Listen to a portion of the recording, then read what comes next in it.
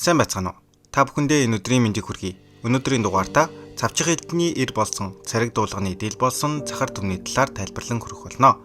Түүнээс өмнө зарим нэг зүйлийг дурдахгүй өнгөрч болохгүй юм шиг санагдлаа.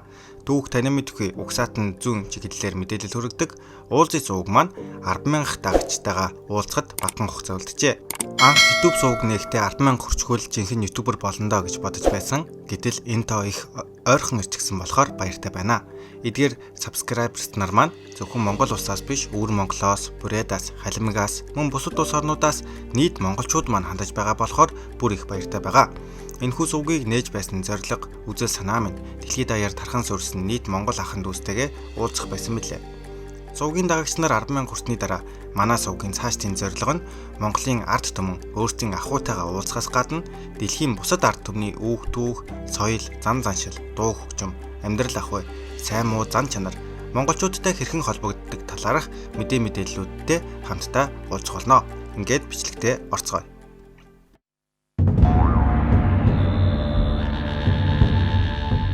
Инхийн цагт ижил бирүү эсгэл аага мэдэн номхон явагтун алдах дайсан ирэх цагт үлэг харцаг начин шонхор мэдэд цуглагдтун хаан төр нэгэн зарилэгтай харцаг шувуу нэгэн шүүрлэгтэй байвал зохин.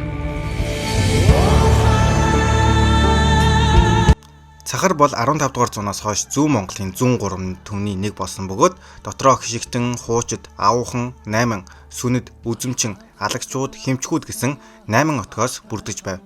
Батмөнх Таян хааны 6 түмний магтаалд цахар түмнийг цавчих элдний ир болсон, цариг дуулганы дийл болсон цахар түмэн хэмээс нь хаантай хамгийн ойр байж, шадар түшиглэж, дайн тулаанд тэргүүлэн оролцдог чухал түмэн байсныг илтгэж байна.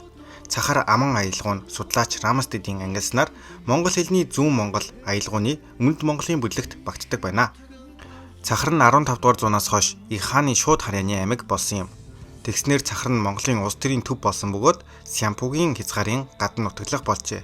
Тухайн цаг үед нийт монголчууд дотроо зүүн Монголын 6 түмэн, баруун Монголын 4 түмэн гэж хуваагдаж байсан бөгөөд зүүн Монгол 6 түмэн дотроо зүүн 3, баруун 3 түмэн гэж хуваагдаж байсан байна. 16 дугаар зууны дунд үед Монголын их хаан Дарайсун Төмдийн Алтан хааны тэргүүлсэн баруун 3 түмний дарамт шахалтаас зайлх хийж зүүн 3 түмний нэг Цахар аймгийг авч зүүн тийш Лявдун руу нүүж Урийн хаан 3 харуулыг уулгалан шар мөрөн голын савд нутаглах болсон юм. Гэвч Төмөн Зэсэгт хаан суурьнд сууснаар Цахар түмний байр суурь дахин дээшилжээ. 17 дугаар зууны эхэн болоход Лэгдэн Монголын их хааны суурьнд сууж бусад аймагуудын талаар засаг захиргаа бэхжүүлж бүх Монголыг нэгтгэн захирахын төлөө зүтгэх болжээ.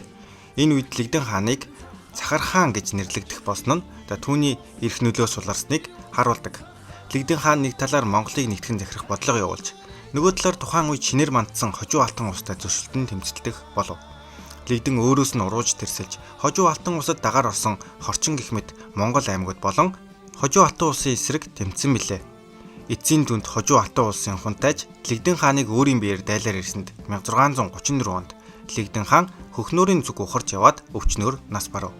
Түүний хатад балчир хүүгүүнийг нь авч хожуу алтан улсад дагаар орсон бөгөөд удалгүй 1635 онд Лэгдний ширээ залгамжлах хунтайж Ижээ хонгор хожуу алтан улсын цэрэгт бууган өгчээ.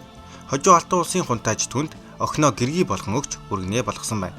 Манч нар цахрын ард ирэг дээр хошуу зохион байгуулж Лэгдэнгийн үр ач нарт захируулжээ. Гэвч 1675 онд Лэгдний жиж хүүгэн бүрний манжин эсрэг бослог гаргаж дарагдсны дараа цахрыг өөр газарт нүүлгэж 8 хошуу болгон зохион байгуулад Чин улсын засгийн газарт шууд харьяалуулан захируулжээ. Ер нь цахар түмэн үүсэн бий болсон цагаасаа эхлэн хааны ойр байж хааныг хамгаалах үүрэгтэй байсан бөгөөд их Монгол улсын үед байсан хишигтэн нар нь цахар түмний дотоод бүрэлдэхүүнд байгаагаас үнийг харж болно. Цахар химээх үгийн үндсийн хувьд ч Чакир химээх Дундад Азийн биеийг хамгаалах торгон цэргийн нэрээс үүсвэрлэлтэй бөгөөд хожим ийхүү Монголын хаад өөрийн шадар ойд түшиглэгчтэй нэрлэх нэр болгожээ. Тиймээс ч тэд манжин иргэшээлийн үед Харийн хааны дарлалыг байнга эсэргүүцэн тэмчиж тэдний шүдэнд орсон мах, дүдэнд орсон хог мэтэл байнга зовоон тэмцэж байсан юм. 20 дугаар зууны ихэр манчтдын дарлал хэрээс идэрч бослого тэмцэл хийгээд ч дийлдэхгүй болсонд мөн хойд зүгт ах トゥ ар монголчууд Богд хаант Монгол улсыг байгуулсанд Ялгуунбаатар Сумья Бэс буюу Лаврын Сумьягаар тэргүүлүүлсэн зарим захрууд хойд зүгт нүүдэлжээ. Тэгэхдээ тэд өөрийн амьдардаг элийн нутгаас 1909 онд гарахдаа шууд Ар Монгол руу ирэх биш, Манчиддын савар үл хүрэх газраар тойрон 8 ус Оросын Хяактаар дамжин 1912 онд урт удаан нүүдлийн дараа Монголын хойд хилээр нэвтэрсэн юм. Монголын төр ахан дүүстэй бүх талын дэмжлэг үзүүлж, дэлтрийн харуулд газар нутаг хуваарлж, Сумья Бэст тустай хошуу байгуулж засаг болгожээ. Ийхүү олноо өргөгдсөн Богино хаан улсын Түшээдхан аймагт бас нэгэн хошуу Цахар бий болов. Сумья Бэс өөрийн харьяат цахруудтайгаа Монгол улсын тусгаар тогтнол халдшгүй байдлын төлөө чин үнэнчээр зүтгэж, их хааны голомтыг дахин бадраахад үнэлж баршгүй хувь нэмэр оруулсан билээ. Энэ үед Үр Монголыг чөлөөлөхөөр 5 замын цэрэг илгээсний нэгэн замын цэргийг Сумья Бэс удирдах, Бирүү хотыг чөлөөлөн Жанчхүү хот хүртэл олон удаагийн тулалдаанд Хятадын цэргийг бут цогсон байна.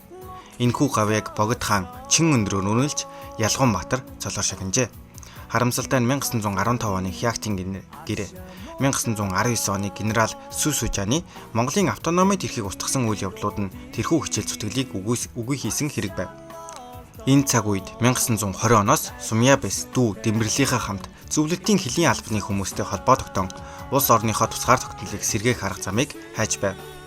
Улмаар 1920 оны 12 дугаар сарын сүүлчээр Зүхбаатар, Чойбасан нартай холбоо тогтоож хошуу нутгаасаа цэрэг илсүүлж, түүний хошуу Монголын хувьцгалчдын гол түшиц газар болж байв.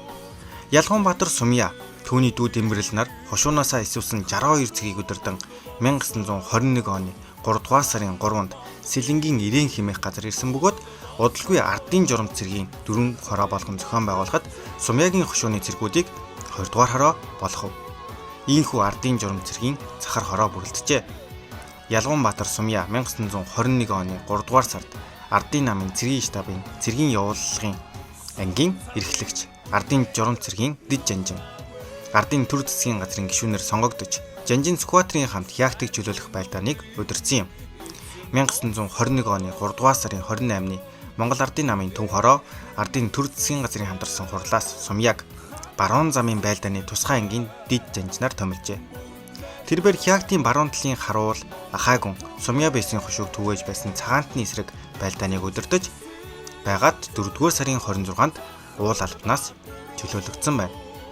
Ийхүү их хааны шадар нөхөд Цахар түмэн Монголын тусгаар тогтнолын үйл хэрэгт чин үнэлцээр зүтгэж цавчих элтний эр цариг дуулганы дэлэн болж явжээ.